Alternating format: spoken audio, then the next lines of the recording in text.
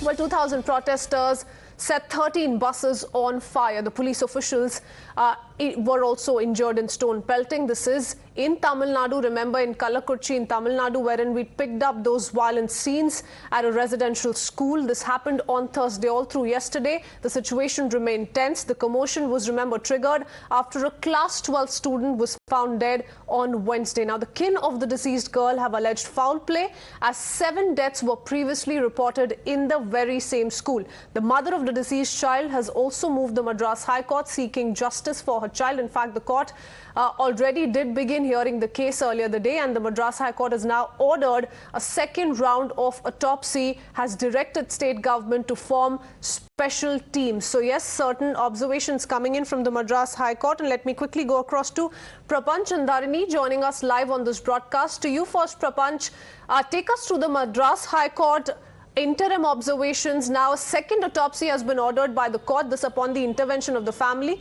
What has the court stated today? The court has in fact ordered for a fresh, once again a second post-mortem, and subsequently has also asked police to file a detailed report about the violence that had took place on Sunday yesterday, and also the court had ordered stringent action against the people who were indulged in these violent crimes yesterday during the protest. Now, these were the orders by Madras High Court. Now we can see that in fact in Kallakurichi, we are at Kallakurichi, and here at the Kallakurichi court, nearly 128 personals have been brought, out of which in fact nearly 20 persons are juvenile. They have been brought. They were indulged in the violence yesterday. In fact, they were ransacking the school property. They were involved in setting the buses on fire and public properties on fire. So they have been brought to Kallakurichi court today. They will be produced before the magistrate shortly. And now we can see that the section 144 prohibitory orders are put in place in Kallakurichi, in Annarpalayam and Chinnathaselam. These are the areas that you could see heavy police in fact protection in Kallakurichi. There are nearly 2,500 police personnel who are deployed for the bandobast duty, and nearly 10 special teams have been brought to Kallakurichi. There are several police personnel who have been brought from neighboring districts for this particular bandobast duty. Now we could see that the situation at Kallakurichi, Chinnathaselam and in fact Nayarpalayam is relatively calm when compared to yesterday. There are no major in fact any incidences to say to be reported today. It is relatively calm compared to yesterday. And given that 7 deaths have been previously reported, as has been alleged in this very school, now the Madras High Court has also ordered that in future, whenever deaths take place in educational institutions, investigations must be done by CBCID.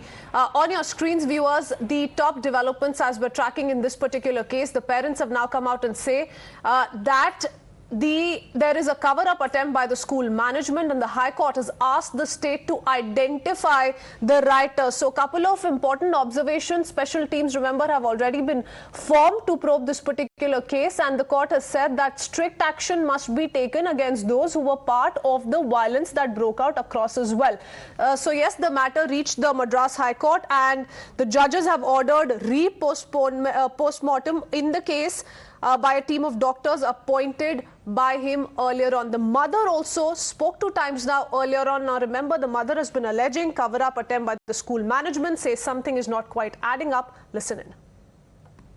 வீழ்ந்ததுமே பாத்தீங்கன்னாக்க இப்படி அப்படியே இந்த distance தள்ளியே வீழாங்க. வீழறவங்க குதிக்கிறவங்க அப்படியே ஒரு இது சமநிலையில வீழற மாதிரியே வீழ்ந்தாங்க. அப்படி வீழ்ந்தவங்களையே கூடங்க நான் போயிட்டு பாப்பாவை ஃபர்ஸ்ட் பார்க்கக்குள்ள ஸ்ட்ரக்சரில் இவ்வளோ ரத்தம் இருந்ததுங்க.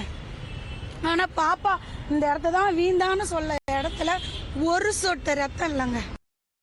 வீழ்ந்ததுமே பார்த்தீங்கன்னாக்க இப்படி அப்படியே இந்த டிஸ்டன்ஸ் தள்ளியே வீழாங்க. வீழறவங்க குதிக்கிறவங்க அப்படியே ஒரு இது சமநிலையில் வீழற மாதிரியே வீழ்ந்தாங்க. அப்படி வீழ்ந்தவங்களையே கூடங்க நான் போயிட்டு பாப்பாவை ஃபர்ஸ்ட் பார்க்கக்குள்ள ஸ்ட்ரக்சரில் இவ்வளோ ரத்தம் இருந்ததுங்க. ஆனால் பாப்பா இந்த இடத்த தான் வீந்தான்னு சொல்ல இடத்துல ஒரு சொட்டு ரத்தம் இல்லைங்க.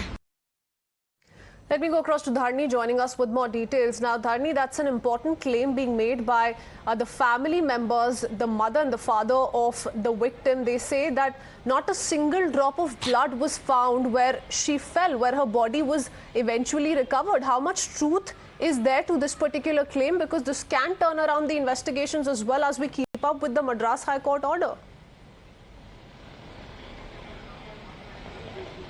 Well, I know the mother is alleging that when she looked at her daughter's body in the mortuary of Kallakurichi Government Hospital, there were several blood marks on her body, and that her head was having a huge amount of blood due to the injury. But when they went to the school subsequently and they looked at the spot where the girl is said to have fallen off and committed suicide, there was not even a single drop of blood there. So that's what the mother of the victim is alleging, and she is also telling that a fair probe should be conducted into the incident. And she is telling that as soon as they learned that their girl had allegedly committed suicide, they tried to contact the school management of that a private school. In fact, they tried contacting the principal, correspondent, secretary and several teachers who were working there, but none of them gave them any answers.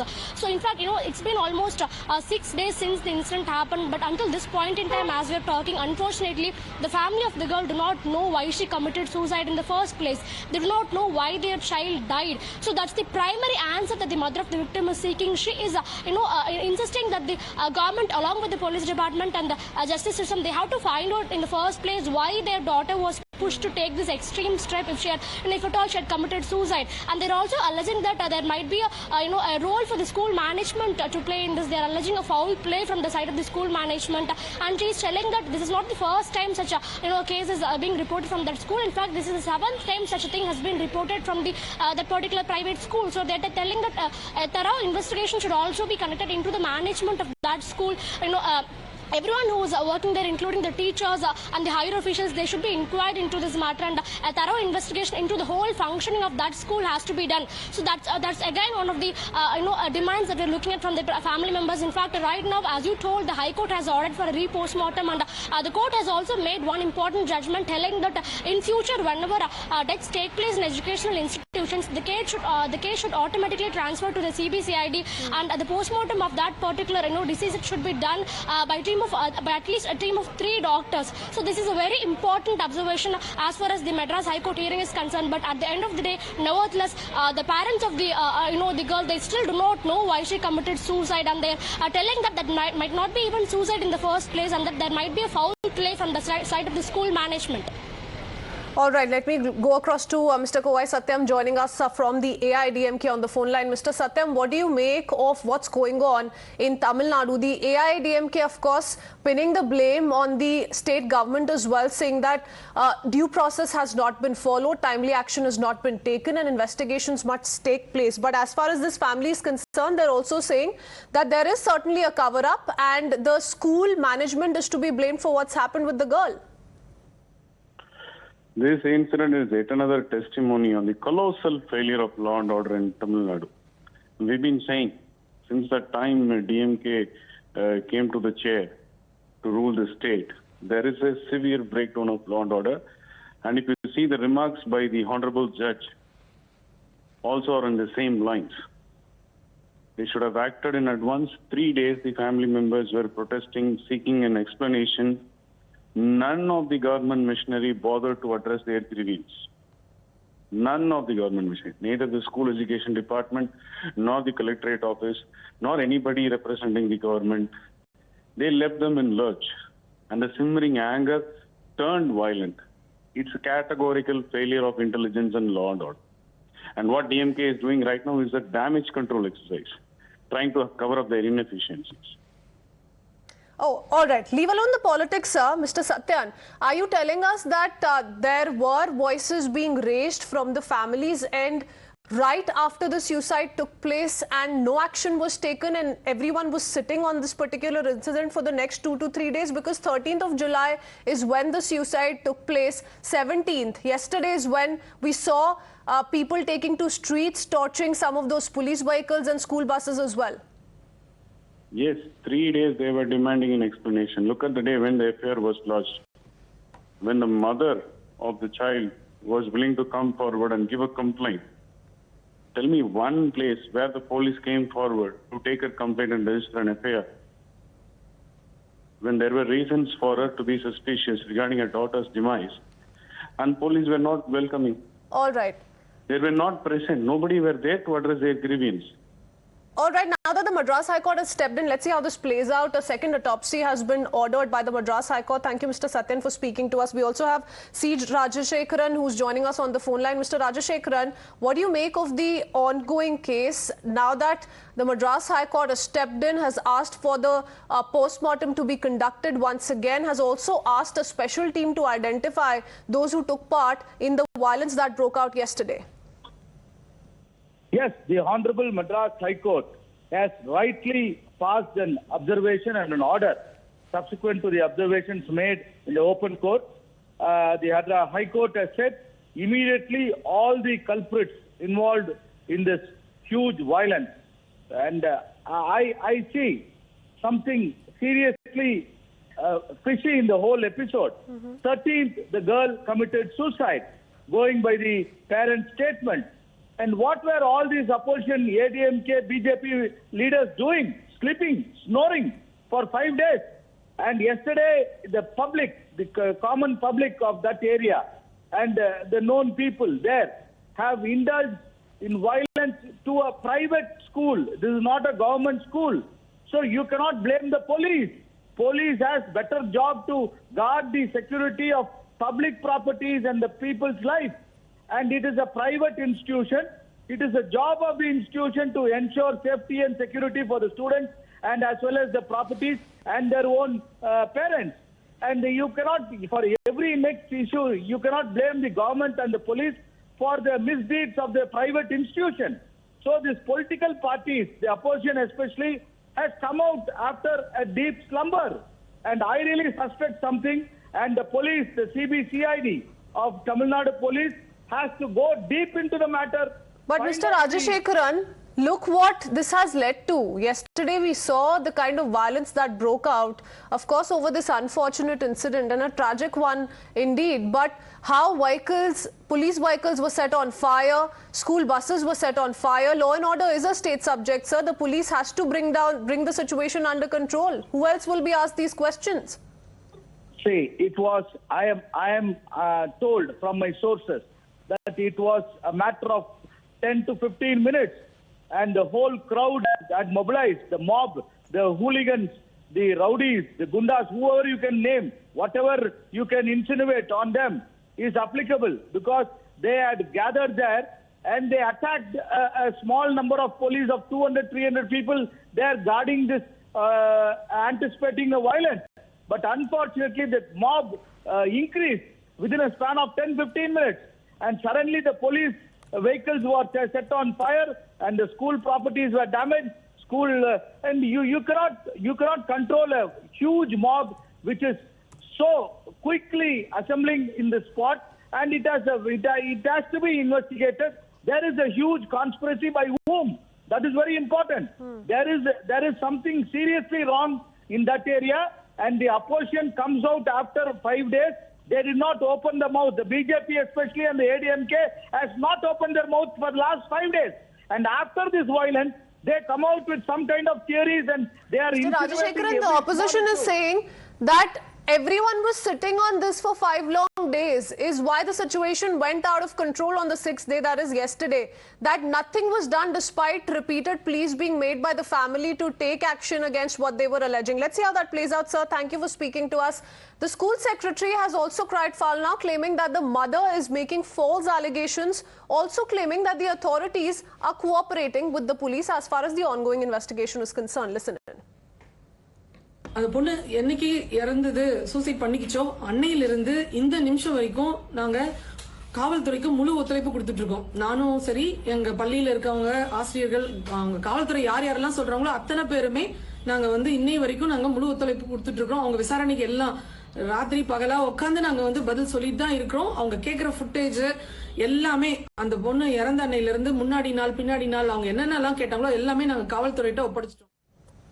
All right, let's shift our focus to another reaction coming in soon. Remember how politics took center stage as far as this unfortunate incident is concerned. The AIDMK, as you heard, accusing the administration of turning a blind eye to the case and demanding action. Listen into another reaction coming in. மாணவி 13ஆம் தேதியே இறந்து விட்டதாக நிர்வாகம் தெரிவிக்கிறது. அவருடைய பெற்றோருக்கு தகவல் கொடுத்திருக்கிறாங்க. அதுக்கு பிறகு 3 நாட்கள் அவருடைய மாணவியுடைய பெற்றோர்கள் நீதி கேட்டு போராடி வருகிறார்கள். அதோடு பாதிக்கப்பட்டிருக்கின்ற அந்த மாணவியினுடைய பெற்றோர்களை சந்தித்து ஆறுதல் சொல்லியிருக்க வேண்டும். அதையும் அவர்கள் செய்யவில்லை. 3 நாட்கள் காலம் கடந்து விட்டது. அதோட அந்த தாய் பேட்டியிலே சொல்லுகிறார், என்னை மிரட்டப்பட்டதாக சொல்லுகிறார். அப்படி என்றால் இதில் ஏதோ சந்தேகம் இருப்பதாகத்தானே என்ன வேண்டியிருக்கிறது. All right, let me go across to Dharani, who continues to stay on with us. Dharani, so politics as usual, unfortunately, has taken over this tragic incident with both the AIDMK and DMK, trading barbs, and there are certainly questions that need to be answered on as to what really happened between the 13th and the 17th. Did the family reach out to the police? Was no action taken? Anything you have been able to pick up on that?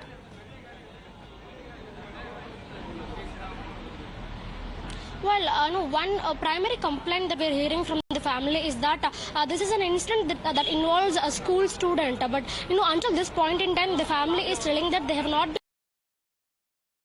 by the school education minister Andal Magesh Poyamoli, and they are telling that only after the violence broke out in large scale yesterday in front of the private school, that particular private school, government officials started pouring in to inquire about the incident. So until that point in time, for 3-4 days, they are telling that no one from the school education department tried to contact them.